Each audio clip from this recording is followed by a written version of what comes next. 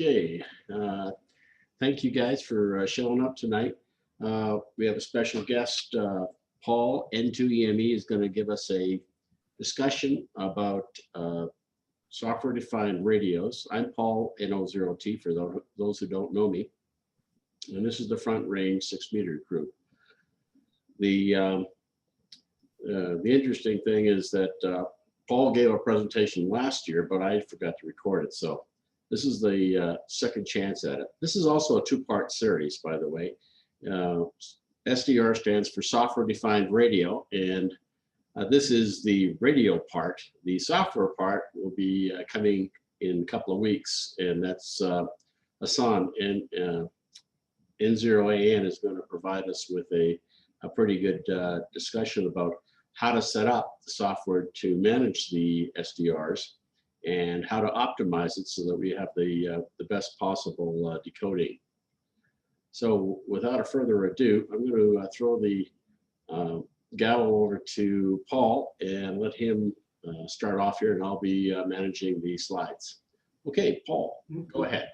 Thank you, Paul, and thank you, everybody. And as Paul said, this is a sort of a repeat of something I gave a year or so ago when Paul was first starting the group, and it was like, please come and talk about something, anything, because we need some tape. And then he forgot to record the tape. So SDR, it's going to be a very quick talk, but what I really need is questions, etc., coming in from you guys at the end, or whenever you feel like them, because one of the hardest things about doing a Zoom talk I found was you have no feedback from the room, so you can't actually tell if anybody's still awake or if you're going down completely the wrong path. So anyway, if we go to the next screen.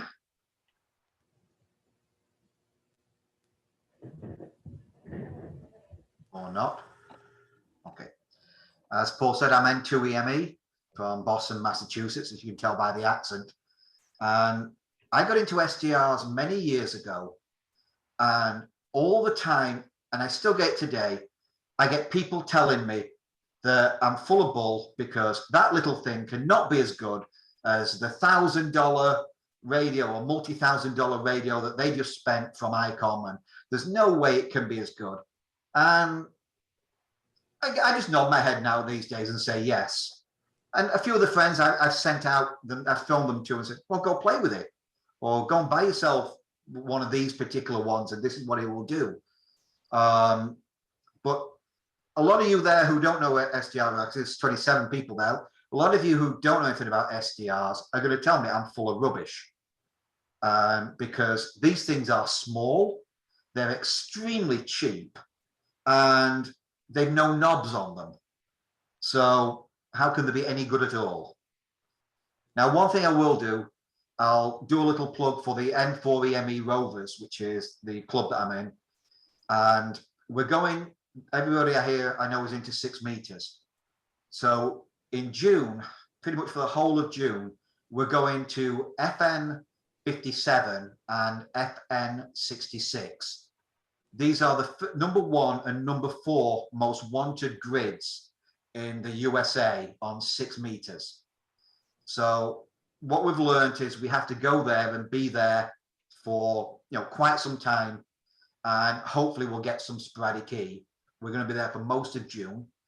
If you go to the QRZ page for November 4 Echo Mike Echo, again, don't get confused with my call sign, the N2EME QRZ page, you'll find all the details on there of where we will be and when, etc. And although Paul put donations welcome, because I'm awful at asking for donations, but I will thank him for it, because as you can imagine, renting a house for 3 weeks, even in potato land, adds up, plus the gear you have to renew and refresh. And most hams think that it's a vacation. Let me tell you, 3 weeks of operating, think of it 3 weeks, think of doing a contest for 3 weeks. You've had enough of ham radio for the next year. So please check out the N2EME QRZ page, not only for that, but you'll also see 2 links on there for SDRs. One of them is by K5ND, who's done a really good write-up on his blog. And the other one is by K0KK, N0KK, Kurt, who wrote a really good primer on SDR receivers. He wrote this several years ago, and it's still one of the best ones out there. It has lots of pictures on it to show you the differences that you can actually see when operating. So again, that's on, links to there are on the N2EME QRZ page. And certainly check out K5ND's blog, because it will, along with Hassan's project conversations on here, it will tell you quite a bit about what you want to do to set it up for 6 meters. Bear in mind, that's what we're here for in general, but it will show you some nice little kinks for 6 meter operation. So with that, let's go on to the start of the main conversation. Okay, turning your radio into the computer. This is what my 6 meter rig looks like. I'm running an Anon, and as you can see, on the left-hand side is the receive. On the right-hand side is the transmit, because my radio does transmit and receive. And it's running a software called SDR Console. I'll repeat this over again, and again, you can tell me, go away. But if the radio doesn't run SDR Console, walk away from it. Do not waste your time on any other software other than SDR Console. I know a lot of guys like Rick use SDR Console, Paul uses it. You know, they'll tell you themselves that they've wasted time trying other pieces of software, and it's just not worth the effort. So what can you see on this one? You can see that it's 6 meters. In window number 1, top corner number 1, I'm listening to FT8. And if you look on the left-hand side in the receive pane, you'll see a close-up of it. And then if you look further over on the right-hand side, there's a big red line. Again, that is all your FT8 signals.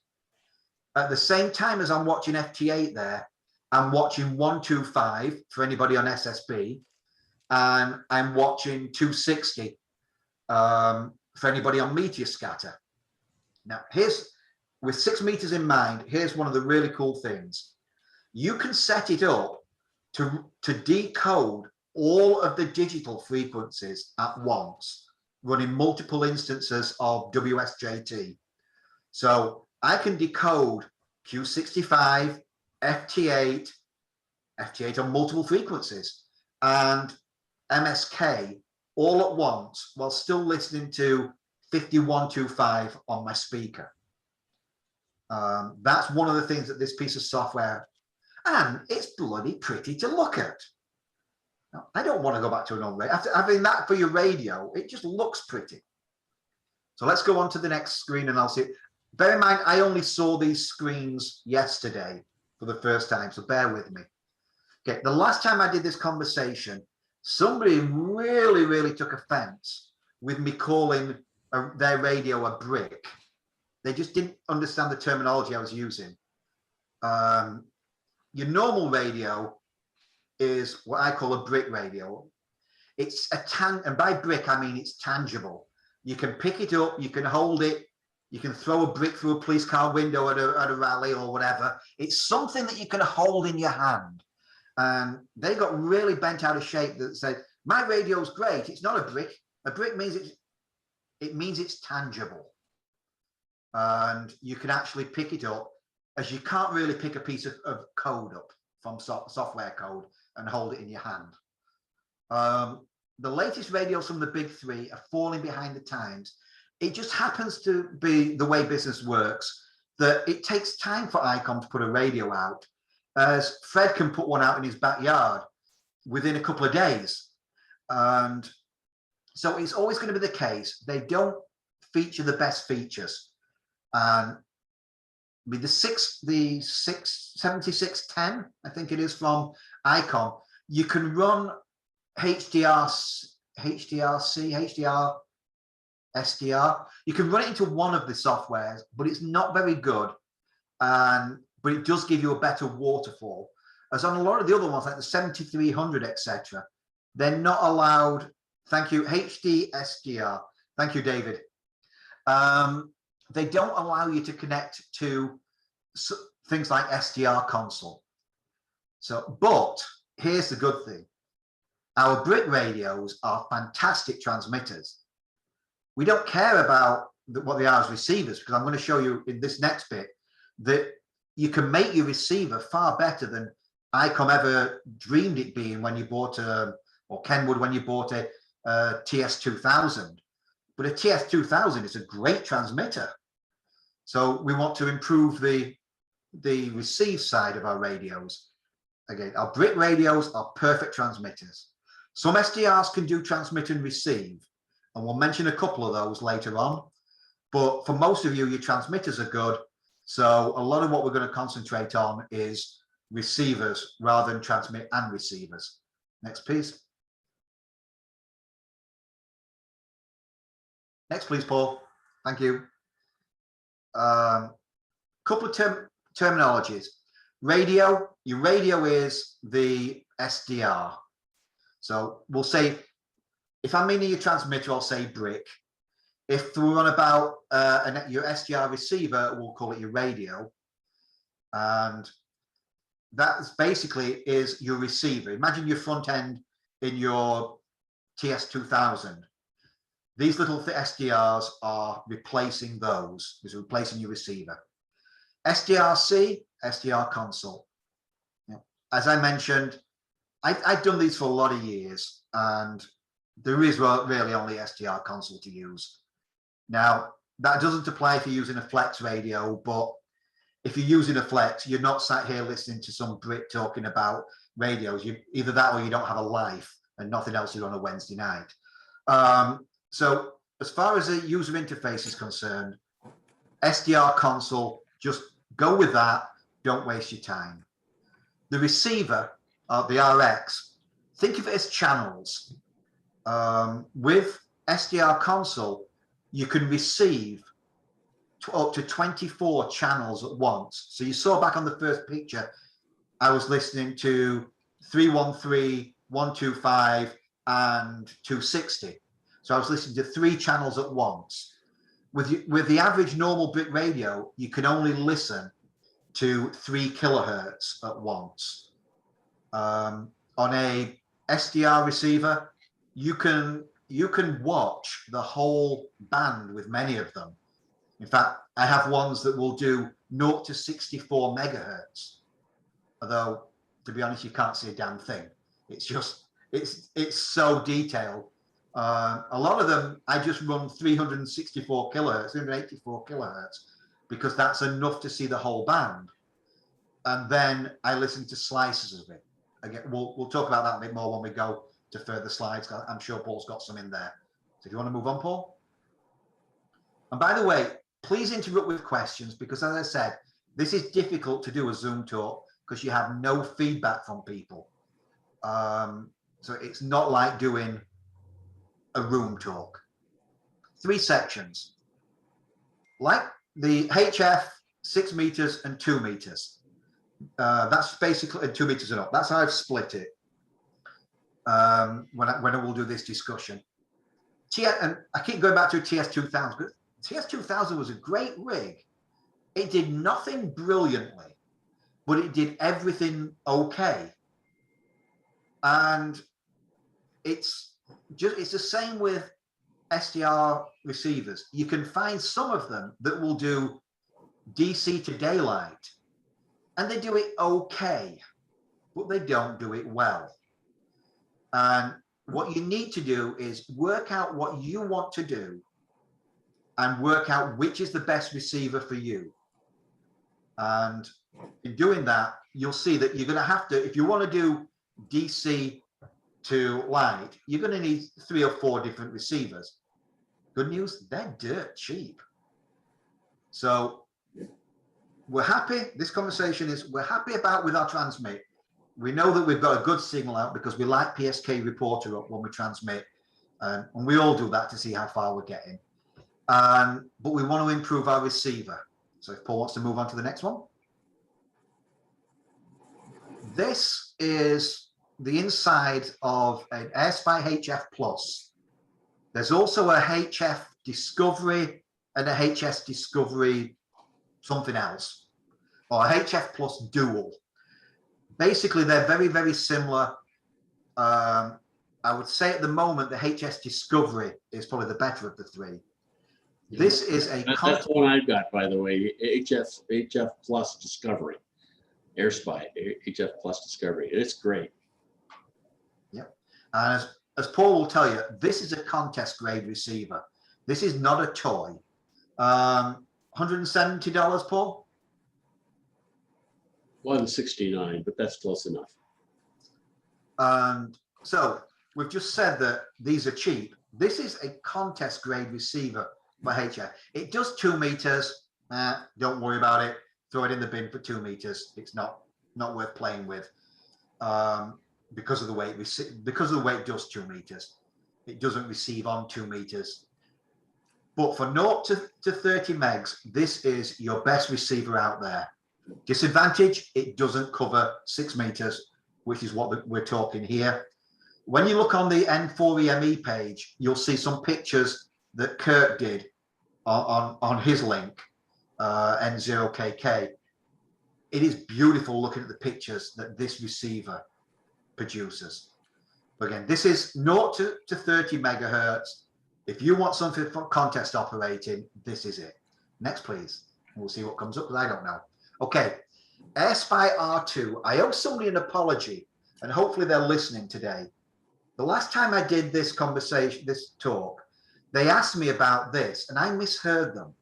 I thought they said the SDR Play R2, and I told them it's a piece of junk, which the SDR Play R2 is. It was only after I'd finished talking, I realized they said R2, and all I heard was the last part of it.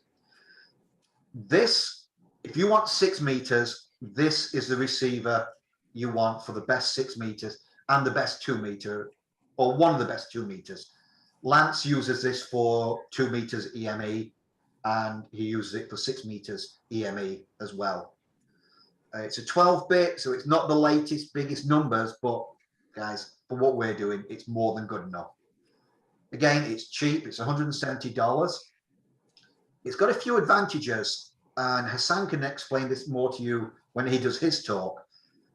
But you can give this a 10 megahertz reference, and it will hold its frequency even better.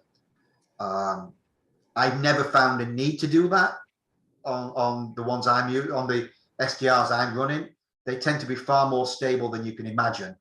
But anyway, if you're looking for 6 meters, this is the one to start with.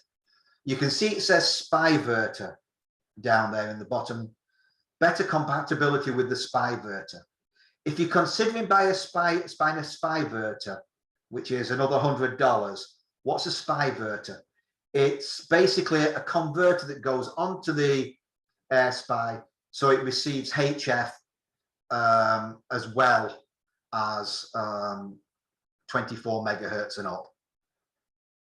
If you're considering buying a SPI-verter, please look at where to send the money for N2EME, because you'd be better spending your money giving it to our club than buying the SPI-verter. It's a piece of rubbish.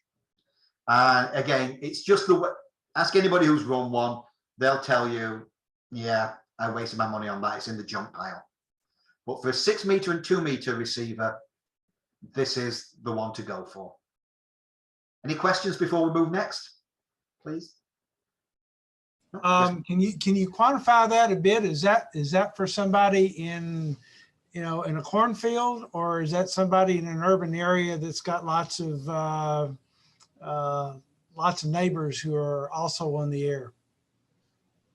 Okay, these things, the HF Plus, the Airspy R2, these are suitable for when you've got lots of neighbors, unless you've got W4IMD next door to you. These are suitable for anybody operating in a built-up area. We're going to discuss adding filters a little bit later to them, which I will always recommend. But these are, I know where you live, Mike, and I would quite happily throw this up where you live. Okay. Yeah, and I use mine in the downtown Denver area with all kinds of noise around me, and it works wonderful. Question, Paul. Go ahead, Peter. Is there any comments on how it works from, say, 220 up through 1296? I haven't yet tried one. What I have found on some of them is at 1296, they tend to want to move a little bit. This one only goes up to 1002. So it won't do 1296. If I remember correctly. Paul, you looked up the specifications and that's what I can see. Oh no, actually no, it doesn't. Sorry, it goes up to 1700, doesn't it? Sorry, I was reading the screen wrong. This one may be good for 1296 in the fact that you can add a 10 megahertz reference to it. And I find with the Fun Cube, it moves around a little bit too much for 1296. We'll get to a Fun Cube very shortly. So that may be an advantage. I'd be happy to get some feedback from anybody when they try it. Hey, Paul. Yes, yes, Chad. Hey, this is Chad. I have an R2 and I bought it pretty much for several things, but one of those, you know, being 6, but the other thing, I actually use it to track FAA radars on 1296 right in that area. And it does fantastic. I don't see much frequency drift or anything. So I'd highly recommend it even up to the 1296, you know, 1300 meg range. Thank you, Chad. That's what we want. I mean, I gave this talk before, so I want feedback from you guys. Are you just telling me what I don't know? And that answers, I thought Peter put his thumbs up. That answers his question. Thank you, because I'm into 1296. So one of these is on my buy list anyway. So thank you. That's good. Anybody else before we move to the next slide? No, go ahead, Paul. Okay. Mike, this is not for you where you live, okay?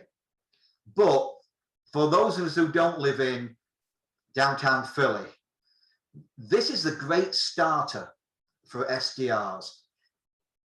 I actually realized today I own 6 of these, and that's only because I moved a box and they all fell out onto the floor. This is a new electronic RTL 0.5 ppm. Look at the picture, read what it says. It's in this particular RTL SDR receiver outperforms what it should do. There is no way that this should be as good as it is. When Lance went on, I was out running one day and I got a phone call from Lance. I've heard you're the guy to talk to about SDR. Okay, you're Lance. I mean, you know, you're the big guy. I'm just a little guy. He was going away on the expedition and he'd heard about SDRs and he was going to Christmas Island. And I mentioned this to him and we set him up with a couple of these because they fit in his pocket, 6-meter LNA with a filter. And this is what he ran for his receiver on Christmas Island doing 6 meters EME. And as Nick will tell you, 6 meters EME is the hardest band to do EME on, period. And he took this receiver. These are $25 a piece. This is a guy who's spent thousands of dollars on airline tickets to go to the middle of nowhere, and he's taken a $25 receiver with him to do EME on 6 meters. Well, if you read his write-up, he'll tell you that a lot of what he received, he puts down to this, an SDR console. This is not, if you live in FN20, this is not for you. You're going to get overload with it. It's cheap. It's a $25. It's a 650 megahertz TV receiver that some hams have worked out how to use. If you don't have one of these, go and buy yourself a couple. On 2 meters, they work great. The only problem I have where I live on 2 meters is with APRS. If you look at the APRS signals, they tend to be terrible. somebody who knows more than me can tell you why, but it's something to do with the way they put the signal on before they key the mic or something like that, from what I'm told. But they are very, very broadband when they key up. What is the best SDR setup resource to ensure settings are optimized for? Hassan's going to go through that. And actually, I sent out a piece of paper to some people. I think I sent Nick a copy of it. But can we let Hassan go through that? Because he's got all of those worked out at the moment. He's spent hours of his life working out the best settings. So Paul's moved me on. FunQ Pro Plus. This is old. This is, I mean, Paul's grandchildren weren't even born when this came out. I think it's about 10 years old. It is still the gold standard in 2 meters and 432 SDR RX. If you notice, it's the Pro Plus. In that O, there's a plus sign. It's hard to see. That is important. If you guys see any of these for sale, they bring $125 used. The last time I looked at exchange rates, because obviously I'm British, they come from England, and they were about $196 new. For 2 meters, 222 and 432, this is the best receiver you can buy. I'm gonna have a question for you guys a little bit later on that you can help me with, and it's to do with this FunQ. So at $12.96, they wander a little bit for digital. So if we go to the next one. Okay, Hermes Lite. This is a 0 to 30 megahertz transmitter and receiver.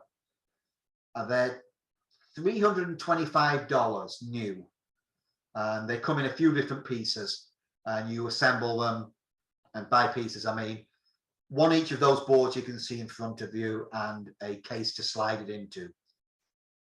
These came out of the guys out in Arizona, the Tucson Packet Radio Society, which any of you guys who've been around for a while will know. Those guys were ahead of the time when they came out with packet radio. A set of guys I take my hat off to. So this is a Hermes Lite. Hermes is one of the boards that they designed many, many years ago, and it came in a dozen different boards that you all put together, and you took out a bank loan to actually afford all the pieces. It was very expensive. It was state of the art, and it is still brilliant. This is a lighter version of it.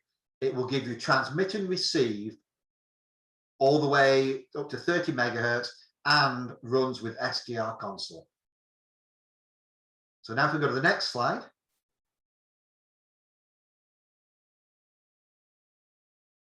Okay, not quite the slide I was expecting. Paul, did you put the one in with the one of the Annons? Is that in there anywhere, or do you not get a chance to put it in? Yeah, those are in there. I didn't know where you wanted them, so I kind of like, I put them at the back because they're no problem. We'll mention when we get to the end. As I say, I only saw these slides last night, so when we get to the end, I'll mention the Hermes Lite again, in a comparison to something else. SDR Console, as I've mentioned, it is the only software to use. You can have 24 receivers at any one time open. So when we go to FM 57, what we will do is we will have multiple slices open. And this is what I do at home. I run cheap computers because I'm a cheap Brit, and I buy used computers that are nothing special. And I can run for SDR Console with 5 different versions of WSJT running at once, 5 different instances. And thank you. Yep, there we go. We've got 24 different frequencies being received at once. And that picture's SSB. But you can see they're all listening to different slices of the band. Let me see if I can give you the YouTube version here. I'm not sure if it will work. Let's see. You probably don't see it. Let me try this. While Paul is looking for that, the restriction for on, you can see 24, but you have to make sure that your hardware, your SDR radio, it covers enough bandwidth to be able to see, like, for instance, the whole 6 meter, all the 6 meters. Like if you want to listen to the or watch the beacon band and 125 and so on, the Fun Cube isn't broad enough to do that. But I think all of the other ones Paul has mentioned do have enough bandwidth to cover all of the different places you would want to listen to on 6 meters. So the basic question then gets down, how do you handle the information overload? I mean, if you've got, 5 or 6 different, FT8 channels, 2 SSB channels, and maybe the CW band on top of that, when the band is open, that's a lot of info coming at you at once. Well, Take a listen to this guy. Can you hear it at all? Yeah. So I can make this louder. no, nothing, Paul. Not hearing the audio? Correct. The answer is, what is this? It sounds like the Pepsi syndrome. Wait a minute. No, you just have to decide for yourself which one of those is your priority, and use it as a monitor to say, okay, I see somebody here, I see somebody there, and decide, okay, I'm listening for people on FT8, but if there's somebody else on one of the other frequencies, I can go there. That's what I would say. But Paul, you may. No, I agree totally with you. I mean, we may have MSK up on 260 there, and that's running in the background. We're watching it. But if Rafi comes over from Mexico on 260 meter scatter, I'm jumping off 313 to work him. Easy as that. You've got the information there. Concentrate on what you want. Now, what you can't see here, I mentioned earlier, I'm actually in my living room at the moment because I set the, good, we'll leave that one up. I've set the N2EME station up that we're taking in my living room so that we can check everything works. I have 3 50-inch monitors. That is what we will take. That's my normal station, but that is what we will take to N2EME, because one thing you'll learn once you get into SDR, you need a lot of real estate space on your monitors. How many WSJTX software you got to monitor all that screens? We can run up to 4 or 5 of them quite easily. So if you can decode a single WSJTX. WSJT, yes. How? You can start multiple 5, 6, 7, 8 screens there. How do you know if you are on 6 meters, 2 meters, or HF, or where are you there? Is that on WSJTX? You were breaking up when you started your question. Was that on, if you're running instances of WSJT, is that what you're asking? Well, you got 1, 2, 3, 4, 6 screens there. You are monitoring 6 different frequencies? Yeah. At the bottom, there's a little rectangle that you can't see too well, but there's numbers in the little rectangle at the bottom of each one of those 6. That's the frequency that particular receiver is looking at. So what happens with this, as Rick said, you can't really, well, I've got a big monitor so I can see them, but the little rectangle is telling you what frequency you're on. And if you look over in the top left-hand corner, it says 11735. So that's the one that you're actually monitoring in that pane on the left. You can see there's a little IF screen, etc. in the left-hand pane, but all of the other ones are still active. So what Hassan will go on to tell you in 2 weeks' time is that you run what's called VAC, virtual audio cables. And think of these virtual audio cables as being just 3.5mm jack plug cables that you plug in like an old telephone exchange, but they're all done in your computer. So each one of those receivers, each one of those windows at the top, Paul, if you could just highlight the receivers, what they are with your mouse. Each one of those feeds to a different virtual audio cable. And then those virtual audio cables, you feed a different one of them to a different instance of WSJT. Does that make any sense? No. The look I'm getting is saying no.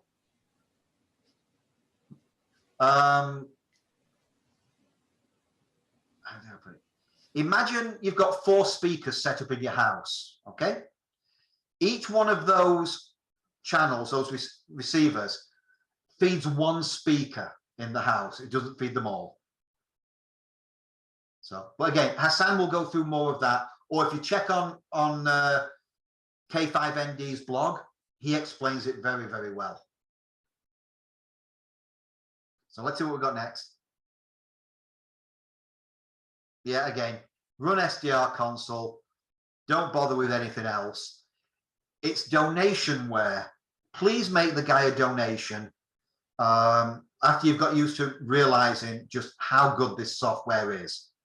He wrote the original version of Ham Radio Deluxe, so any of the free versions were his. Then anything after that where you start paying, he's not writing. I've only seen him, somebody got on his case one day about, well, why the software is not perfect. It is simple. We are there to test the software for you. We get brilliant software to test and find the bugs in. So we get the latest versions of it. Somebody was giving me a load of crap once about why there's bugs in it. And, you know, why do people find them? And he said very simply, and I've only seen him mention this once, he gave the link to where you can buy a bug-free version. It's a lot older than what we're using. And you get service with it. It's $7,000 a copy. You're getting it for free, or as I asked, please send the guy a bit of a donation. Once you've played with it, you'll understand why. But it's the only price I've ever seen on it was $7,000. You're going to need to do it. Go ahead. Simon is one of the original authors of HRD.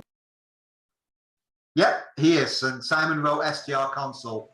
And the guy must live in his own mental world, because how he comes up with all this and does it so quickly is amazing. I mean, my brain can't think like that.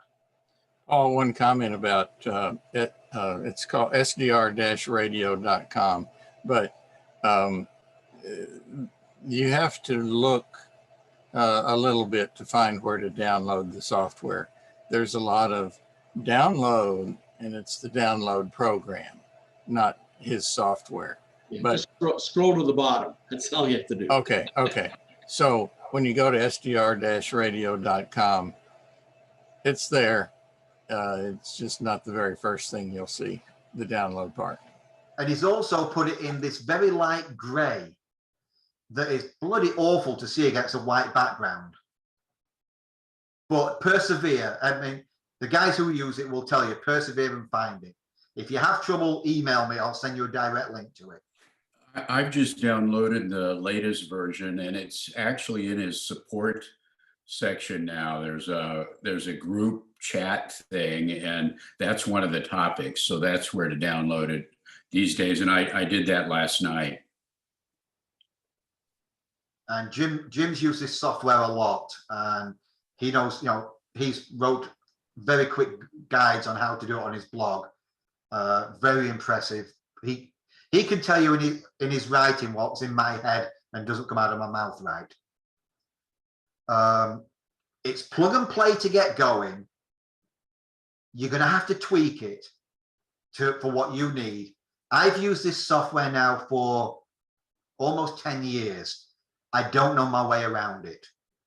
I only know the basics after 10 years. Yeah, you'll get a lot of this the next Zoom presentation on in 2 weeks when we get Hassan on there, because he's a real wizard with this thing. But like you said, there's so many things you learn on this software as you go along. So let's move to the next page. Okay, we're going to go into some SDRs. This is a little thing that I know Paul's bought a few of them up. They're pin diodes. They're $3.99 a piece from China. Grab them off eBay. This is going to protect you.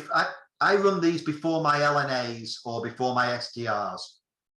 They do 10 megs to 6 gigahertz. And I know the guys who use them, and they just spend the money, spend the $3.99, buy a couple of these, throw them in the shack. You'll appreciate it later. Anybody know what a pin diode does, or anybody? Yep. It protects your front end from getting blown up when there's a lightning strike next door, or maybe, you know, if it's not too close. And it also protects you from blowing up your own preamp, like I did at first with too much RF from the amplifier. So good thing. Right, if you have multiple receivers and antennas close to each other, well, a kilowatt out on one on your third antenna can put too much into the other receivers. So again, Hassan put me onto these a couple of years ago, and for $3.99, they take a while to ship. They're not the quickest shippers, so order yourself half a dozen at $3.99. So it only takes a couple of weeks. Let's go to the next one. It's not Amazon. Actually, you can buy them on Amazon, but anyway. Let's go to the next one. Okay, this is for Mike. Filters. Okay, I would suggest your rig's got a filter in front of it. You know, if you're on 6 meters, you've got a 6 meter filter in front of your receiver. So as with any, I would suggest that you put a filter in front. So today we're talking about 6 meters. So I would say put a 6 meter filter in front. The one on the bottom right-hand side, the one that looks like it's made out of copper, they come from some guys in Russia who I do business with, and they charge $30 for that. It's a 6 meter filter. They do a 2 meter, a 432, and a 70 megahertz one.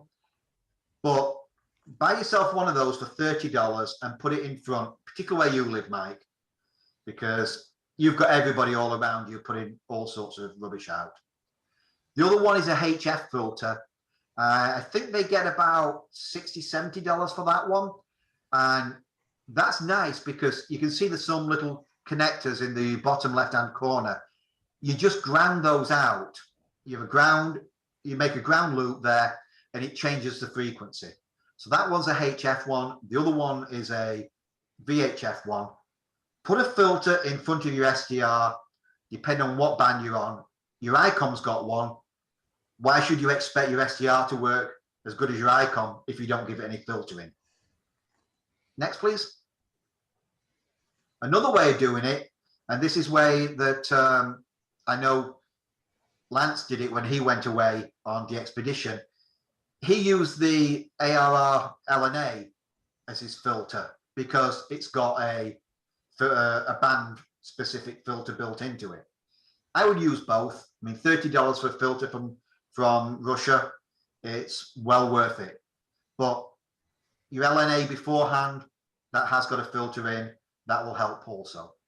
Yeah, I like the gas FET version of this preamp because it's 0.5 dB noise figure, and that takes your SDR down from 3.5 to 0.5. So you got a lot of sensitivity there.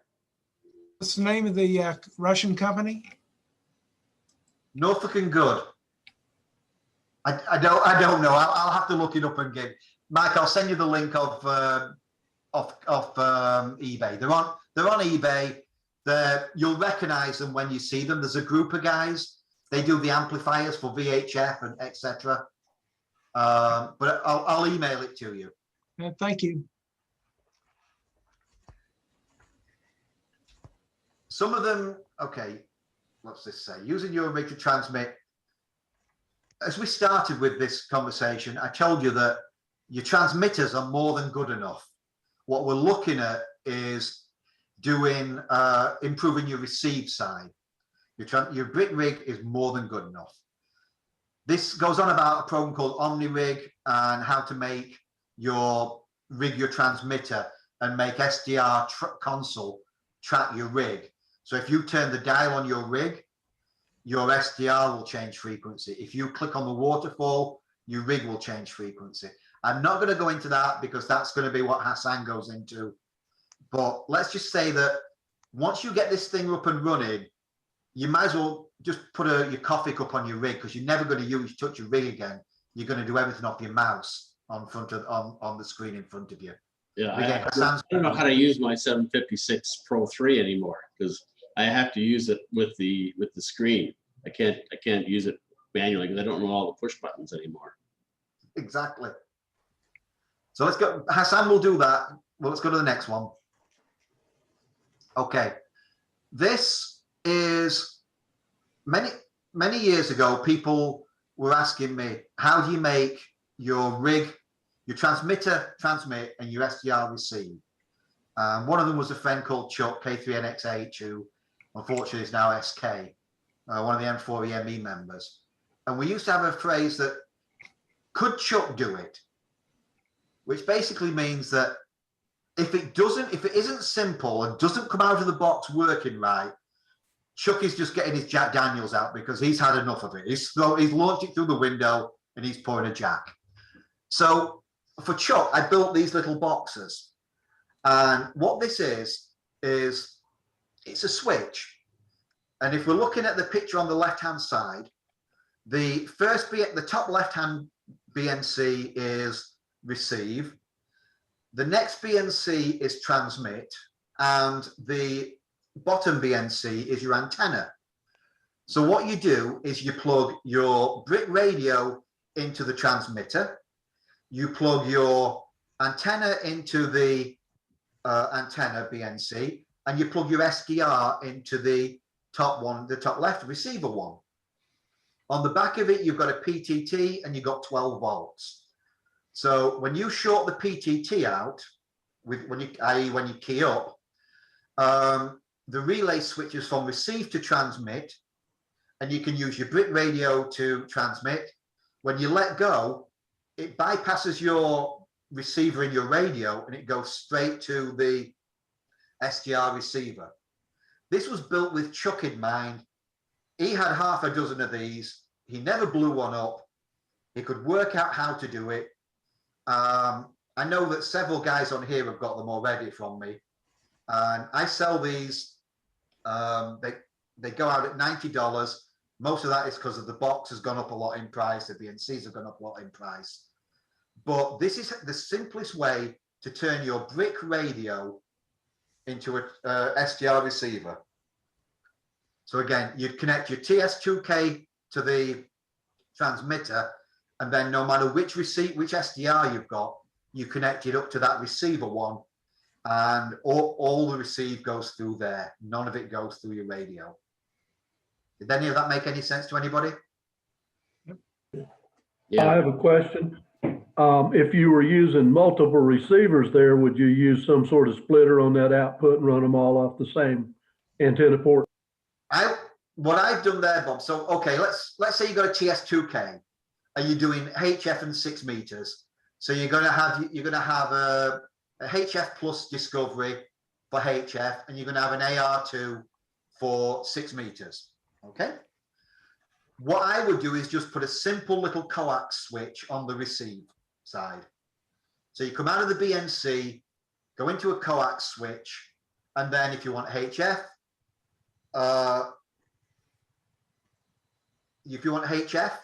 you go to the HF receiver if you want. And again, that's keeping it simple. You know, Yeah. you could do it. I use 2 boxes, one for HF, one for 6 meters. Okay, so- well, what I was really thinking when you were talking about, say, on 6 meters, having 4 dongles or R2s to say do FT4, FT8, meteor scatter and whatever at the same time, you'd have to feed the antenna to all 4 of those. Is that was my question? No, Bob, no. One SDR, just one of those RTLs, the $25 RTL, that will do all of those at once. So you have the RTL, then the next thing in the line is SDRC, and within SDRC you have 4 receivers, all listening to the same SDR hardware. I see that now. Okay, yeah, I was mixed up with the slices. I was So, thinking 4 receivers. Okay, no problem. Thank you. Yeah. The receivers inside SDRC are like slices inside the Flex. Yeah, and again, that's why I want questions, because it's hard doing Zoom when I can't see anybody. So you connect one receiver, one of the $25 RTLs to that, and you are receiving up to 24 slices, if we use the Flex term, at once. This is why I'm at $25. Seriously, guys, to have so much fun you're going to have playing with this. And yeah, somebody asked, where do they get this box from? This is something I produce. It brings a little bit of money in that buys gear for when we go away on radio trips with N2EME. You know, if we need new antennas and things like that. They're $90. Originally they were $85. The price of the box and the BNCs have shot up. I make less money now at $90. I really ought to charge $100, but $100 sounds too much. 90 sounds better to people. I have had guys send me $150 for them because they know the money goes towards N2EME. They're very simple. MFJ do a version of it.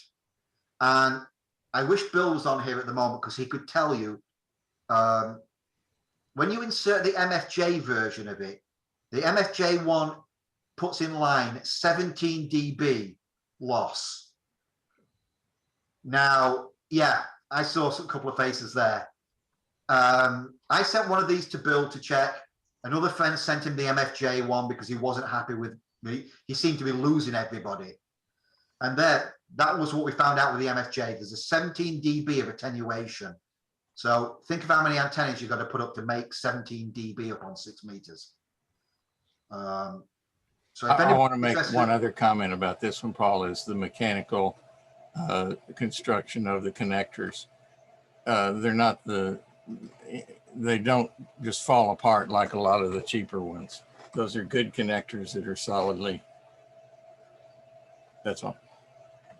No, man, thank you. I mean, feedback. I mean, I've sold well over 100 of these, and I've never advertised them anywhere other than a couple of people like K5ND have wrote blogs on them.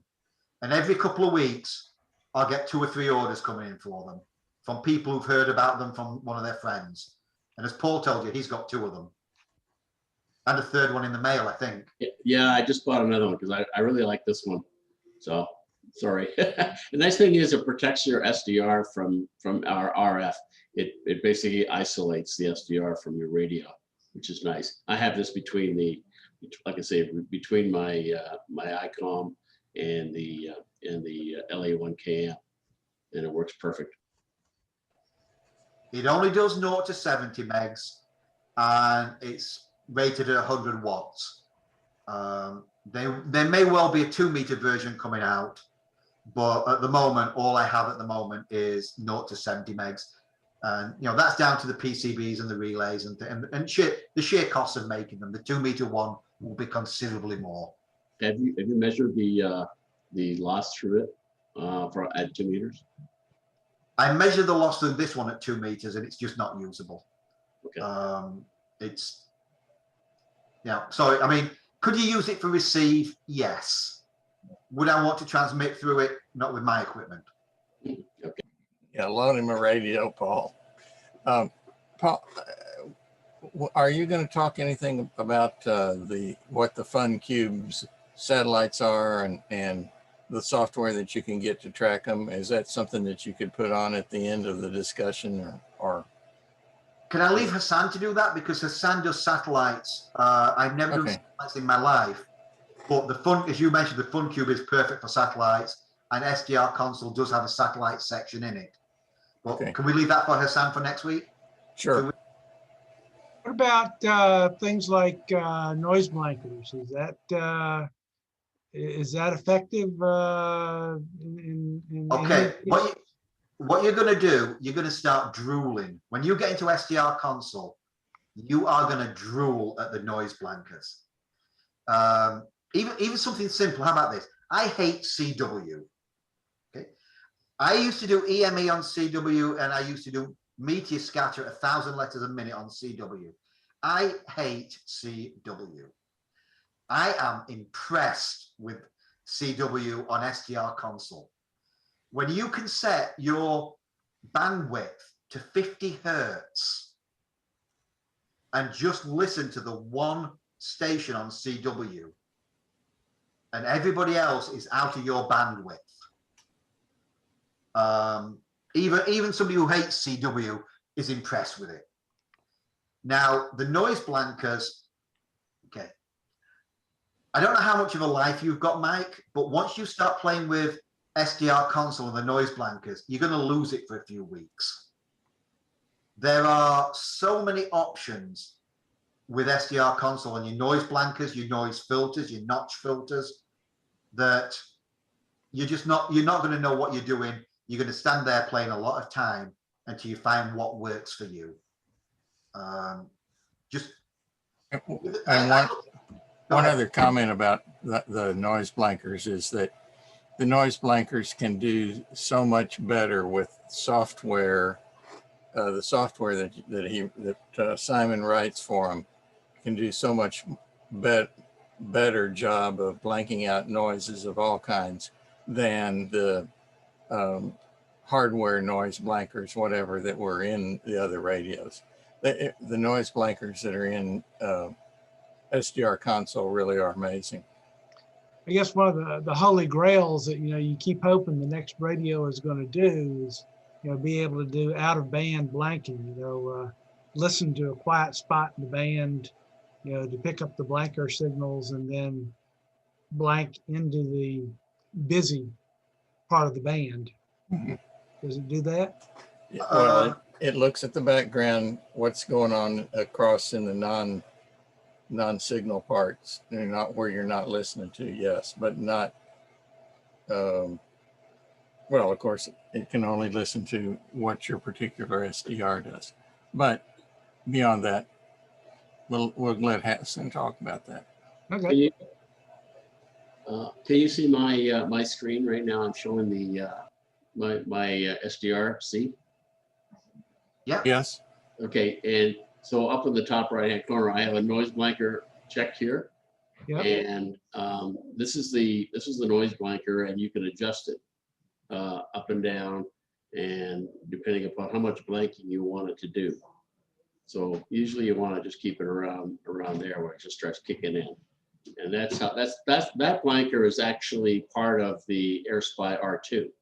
What I have further down, if I go down this screen, is I have 8 different AGCs. Okay, here now I'm into, there's another noise blanker. This is the software noise blanker. I can kick that in, and I can adjust the threshold and the width of the noise blanking. I also have a noise reduction capability, and I use that on all the bands, and it's set for 5 dB.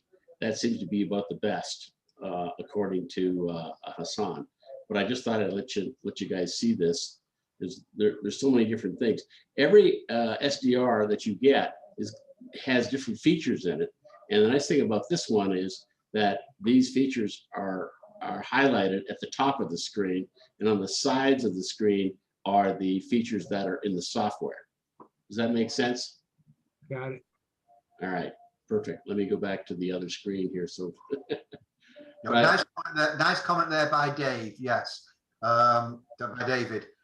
He comment. Well, David, come push your mic and tell everybody what you said there, please. Okay, sure. Well, I'm not an expert. I'm still learning console, and I've got an Airspy R2 that I'm trying to optimize. But what I found when I set up the virtual audio cables is I had been conditioned to turn the AGC off because that's what you normally do for WSJTX. What I learned the hard way is with SDR Console, you must keep the AGC on. Otherwise, your audio output level does not work. So I cannot tell you why. I just can tell you that's what happened. Huh. Yeah, and I agree totally. I've discovered that, and like you, I do not know why. I'm only a novice on SDR Console. I've only got 10 years into it. Yeah, that explains my experience with the virtual audio, I guess. When I was earlier mentioned that I had a problem with it. Yeah, because that's what you're told to do. I mean, you know, with a normal brick radio, you turn the AGC off. So the picture you see here is the R2, which David was just mentioning. That's what it looks like inside. So that little thing there, which will easily fit in the palm of your hand. I mean, and we're talking easily. That is a better receiver than most of your icons, etc. Your TS2K. Nobody's going to believe you if you know when you whip that out. But I think every one of the guys here who run SDR will nod their head and say that they found it better than their Icom 756 or whatever we're using. You haven't said anything about the other SDRs like the RSP Duo or any of those. Are they any good? Remember, I said I made a mistake and I told somebody I had that one thrown in the. I had one thrown in the junk pile. That was an RSP2. I thought they said R2. I heard RSP2. No, not really worth spending your money on. Right. If you have any questions, guys, about is this one worth buying, email me. I'll answer.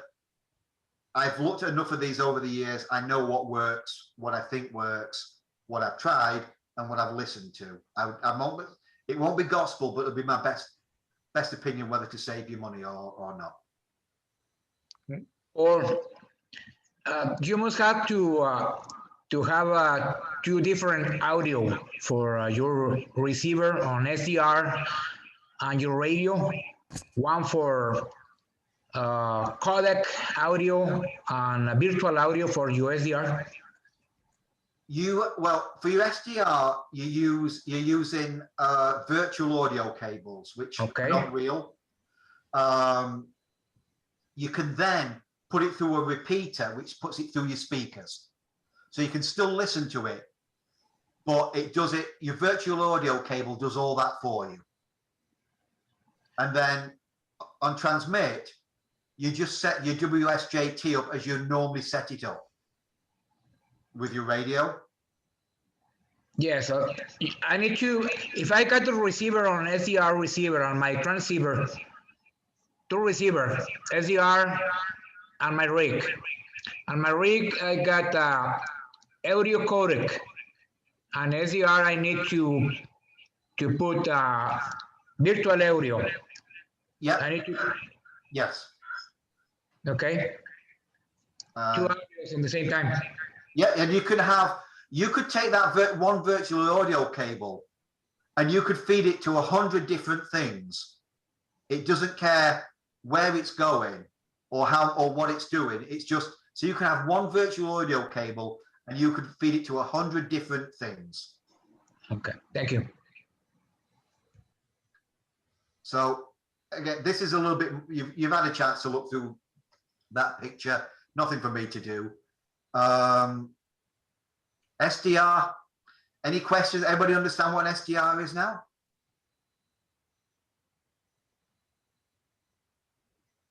So we're back to this one. If you don't have this one, go onto Amazon, buy yourself one. You'll have it by tomorrow night, most of you. I live in the middle of nowhere. Amazon still takes a while to get here, but I think they're $29 now on Amazon, not 20, not 25. This is a great way to start. I find it good enough for EME. Lance finds it good enough for EME. I live in a reasonably quiet area, but spend $29, $25 on this and download SDR Console. There's a couple of notes for this where you have to load drivers. Again, if you have any questions, email me. I'm happy to get people going on this, on these things. Nick will tell you how long I spent on his computer setting it up for him. It's this one. I don't really know what it is. Paul found the picture of it. It's from the same people. It only does 65 megahertz and up rather than 50 megahertz, but it's another one by the same company. So we're going to the next picture. Okay, here's I've got questions and a couple of things to show you. This is the inside of my 9700, which is a good radio for repeaters when you first buy it, and you've got to spend about $600 to make it a good radio for weak signals. But at the very, very top of there, you can see a row of ribbon cables and a little box in between. That little box is called a PTRX 9700. And that is basically a splitter so that I can use the 9700 receive or the SDR receive through this line that Paul's just showing you out of the back of the radio. And it's very low loss. The way it works, it's 0.8 dB loss, which is far better than putting a two-way splitter in where you have 3 dB, if my math's right on it. So I bought myself a 9700 and I've added, what he's showing you there is I've added the Leo Bodner 49.125 megahertz reference to keep it solid on frequency. And I've added the PTRX so that I can use the Riggs receiver and run SDR Console. Sorry, gentlemen. So if we go on to the next screen.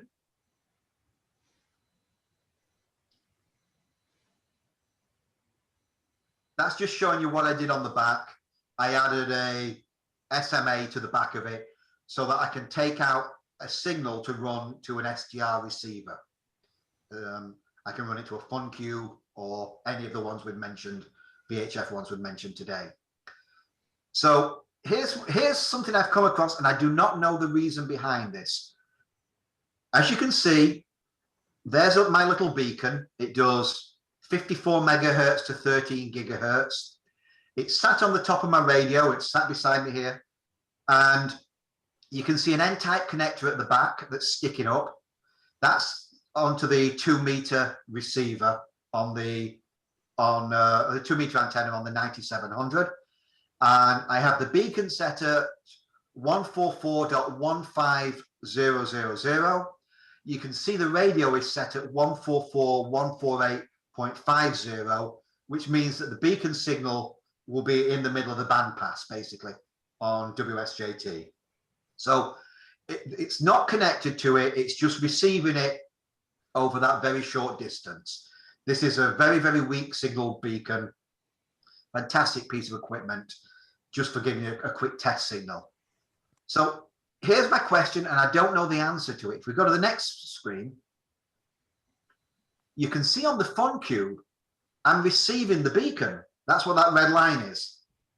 If we look at the 9700 below, I'm not receiving the beacon. Why? Why is the beacon not there on the 9700, yet the fun cube can hear it very, very strongly? Now, if I connect the beacon directly to the antenna with a piece of coax, then the beacon shows up exactly where I expect it to be on the 9700. Is the fun cube really that good a receiver? that it can receive the beacon when the 9700 can't. I don't think it is. You know, I've got a $1,600 radio here that ICOM's told me it's the best radio in the world for 2 meters. The Fun Cube is a 10-year-old $200 thing that fits in your pocket. It can't be that good, but I guess I'll know more in the future. I only found that out the other day, but I don't know why one receives it, the other doesn't. Okay. Annan. FT8 and MSK on the same QRG? No, they run on different frequencies, but you can run multiple instances, so you can receive them at the same time. Can you receive the beacon as well? Yeah, you can receive the beacons as well. You can receive the whole band. 73 days. Sorry, this went on a little long. Can we go back a page, Paul, to the... Okay. And again, Dave, thank you for your input, Dave. This is, we mentioned the Hermes Lite earlier on. The little radio on the left, the N2EME, is a Hermes Lite. Oh, sorry, it's a Hermes, not a Hermes Lite, it's a Hermes. The N2EME, I think, is the best value for an SDR transmitter and receiver out there. It's 10 watts or thereabouts, 0 to 60 megahertz, 0 to 64 megahertz, transmit and receive. The biggest complaint I've read online about these is that they're made in India. Why would I buy anything from an Indian? Well, one, they make bloody good food. And two, yeah, it's made in India. The Indians use the design from the guys at Tucson Amateur Packet Radio Society, who did a brilliant job. And they just put it in one package and made it cheaper. So this is a Hermes, and you'll find these used for $750. They were $950 new, and after 5 years, they've dropped down to $750. It's the best value, in my view, it's the best value transmit receiver. The next to it, you've got an Orion, which again was the guys in TPRS. They designed it. Apache Labs, Annan, made it into a real radio that most of us can use plug and play. This is I think the $1,400 used, $2,000 new. No, I mean, no, they're $1,800 used, and there were $2,400 new. I can tell you that that is far more radio than I will ever use in my life. And Paul, there is current support for the 200D? Yep. Okay. Yep, absolutely. It runs on SDR Console. I got the specs on those things, Paul, in the next few slides. I made some extra slides. Thank you. It runs on SDR Console. It runs on Thetis or Power SDR. Anybody who remembers the early Flexers? They ran on Power SDR. I will say that the other thing I hear from people about these is, again, why am I going to buy a radio from India? The guy who services them is in Alabama. I know the gentleman who owned this 200 before me sent it to get it tested and checked up. He was so embarrassed by the bill that came back for testing it and repairing it, etc., that he sent the guy double what he asked for. And Rick knows the guy, so he's nodding his head. The service on these in America is fantastic. So let's go to the next screen. Okay, you can see that's an N2EME or a 10. It could be either. Very difficult to tell them apart, but nothing you need to worry about. And that's Power SDR in the background, which is another user interface. Very, very good. I like SDR Console, but there are times when I use Power SDR or Thetis. And that shows you the size of it. The picture we started with is my 2-meter setup we're taking to N2EME. You can see it over my shoulder, just getting it all ready. Yeah. So I think we're about at the end of things there, aren't we, please? Okay. So that's the 200D, which you saw. It's 100 watts. These are old radios now, 3,500 new. You know, they're a few years old, but if you're looking for something that's a transmitter and receiver to get started on, find yourself a 10E. Thank you. There's the end. Well, Questions, anybody? This is where we get the questions, comments, anything else. Hey, Paul, this is Jim N0TV over out in Colorado here at W0BV's house. And I'm kind of curious if you have any insight into, how you think the SDR console and the Airspy R2 noise blankers compared to something like the Flex radios or even the receivers themselves. Well, how about I tell you this? Do we know, everybody here know Bill, ND0 Bravo? Oh, yeah. Okay. Now, I'm a geek, but Bill makes me look normal. I mean, he's got full pocket protector. And this guy is smart. And for many years, Bill has a Flex, a 6700, which he calls TFF. And for many years, I said, why don't you try SDR Console? Please try SDR Console. And in the end, he gave in. You lost my audio? No audio, Paul. Hi. Yeah, you lost your audio there, Paul. Am I back? You're back now. Okay. Sorry, guys. Bill ND0 Bravo. For years, I've been on his case to try SDR Console. He has a Flex. Try SDR Console just to test it. And he needed one grid for his Fred Fish Memorial Award. One grid. And Peter was going there and he sat there waiting for him in that grid. And he was doing dual receive. He was doing SDR Console with a $25 RTL.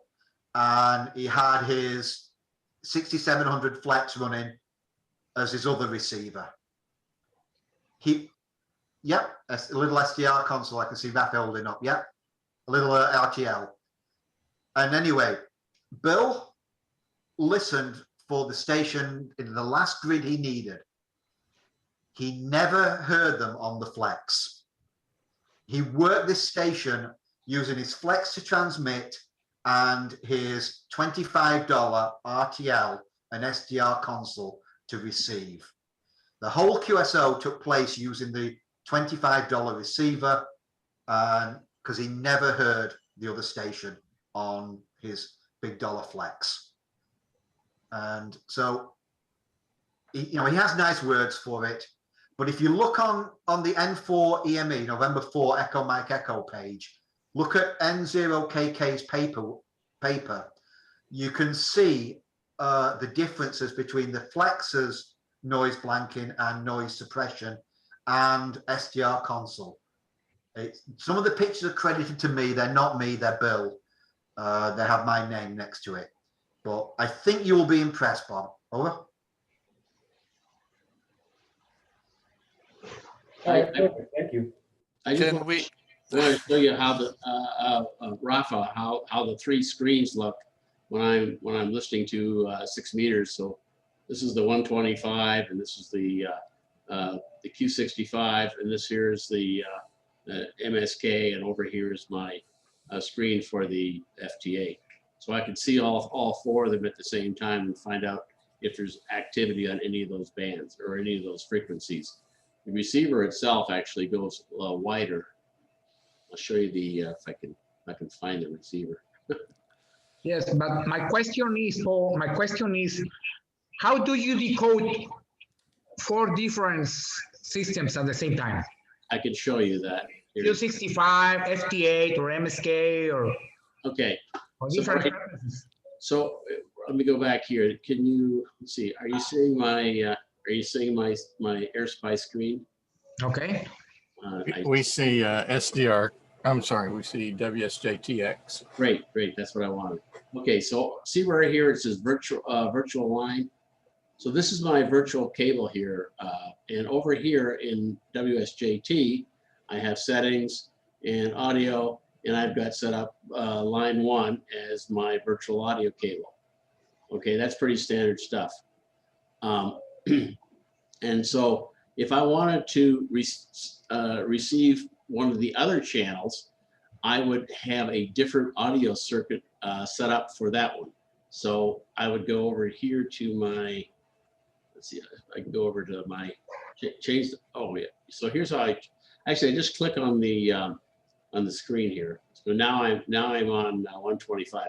I went over to one of my 4 screens I had before there that you saw, and this brings me over to this channel. Now, right now it's listening to channel 1, but I could change. I could, if I wanted to add more virtual channels, like 3 or 4, I could make this a different audio channel completely, and then have a different instance of WSJT set up so that that virtual channel be mapped to that particular version of WSJT. So if I just interrupt, Paul, stay on the page you're on a second. Rapid, the thing is, you have to have multiple instances of WSJT running. You understand that bit so far? So you open 4 WSJT windows. You see where it says line 1 virtual audio cable? Can you show him on yeah, just there where it says line 1? You create 4 different lines. So you'll have line 1, line 2, line 3, line 4. And each one of those you send to a different instance of WSJT. If you look on K5ND's page, he explains it really, really well. But it's the answer to the short answer is it's very simple. Yeah, the other thing to show you here is the bandwidth. Okay, so this particular I can have the receiver's bandwidth all the way up to 10 megs. So I can receive anything in that 10 meg rate. So I can have like multiple receivers. I can have 10 receivers, each at 1 meg increments if I chose, or I can change it around. What I've done is I've just selected this one, 625, so I can hear all the way down at the same time. I can hear my CW at 090, I can hear SSB, I can hear everything else, probably up to about 400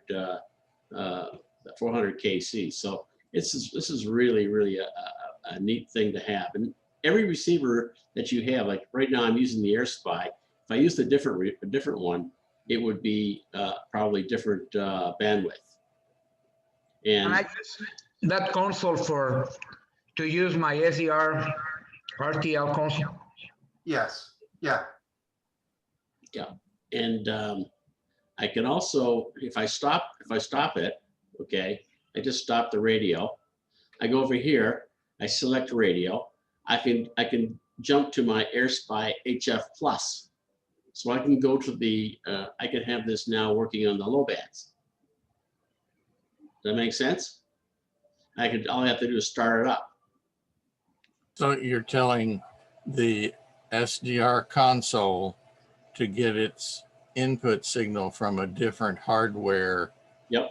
SDR dongle, box, whatever. They're all connected to the computer via different USB cables, and I can select whichever one on. I could have 5 different SDRs sitting in here. And that I wanted to make a comment while you're still there, Paul. The different, and this is a generality, but the different SDR receivers, the dongles, the whatever else, in general, put out the same signal. It's the same type of stuff that comes into SDR console, a quadrature signal, an I and a Q signal. So all of the dongles and whatever put that kind of a signal out. The difference is the transport method that is used. Some radios, for instance, the Anon uses TCP/IP to get the IQ into your computer. Other ones, like for instance, the FunCube uses a standard Windows audio, it looks like just another audio source. So that's one side of it, is getting the data. The other is each one of them has their own way of having the software tell it what frequency and so on. So that's what's in SDR Console, is for each different kind of hardware device, is the code that goes from the human interface to generate the signals, the command sequences and so on that are specific to the hardware that you're connected to. Over. Good job. How much it's shipped to any US address? The switches are $90. Paul's gone all big. Hello. So any switches, they're $90 shipped. They fit in a US post office box. And what I would suggest though is on the RTLs, only expect good things with the one that I showed you the picture of, the little black square one. For some reason, that is far superior to any of the other ones out there. And I don't know why. I've tried many of these over the years. And after N2EME, when I've got more time, I'm quite happy to jump on your computer via TeamViewer or any desk and help set these things up. I've done it probably 20 or 30 times. It's easier than trying to explain to you. It will save you hours and hours. The only thing is, at the moment, guys, I am really busy getting ready to go to FN 57 and 66 with November 4 Echo Mike Echo. Go ahead, Paul. All right. Well, thank you very much. I appreciate your time tonight, Paul, and you're always welcome back here. Hopefully you'll come back again and give us another explanation of what happened at N2EME after your expedition there, your rove. Yeah. Well, again, anybody who needs FN 57, which is the rarest 6-meter grid in America, or FN 66, we're going to be there June. Please check out the N2EME QRZ page for the links to Bob's K5 TM and NK0's KK's SDR page. Plus, there's all the information on N2EME for anybody who's into collecting 6-meter grids. To be honest, guys, this might be one of your few chances to get those 2 grids. They're in the middle of nowhere, and nobody with any common sense wants to go there. Thanks a lot, Paul.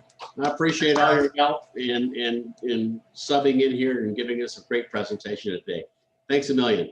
Thank you, Paul. I need not 2 grids. I need 5 grids. I need 5 grids on that area.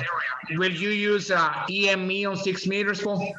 Yep, we're taking.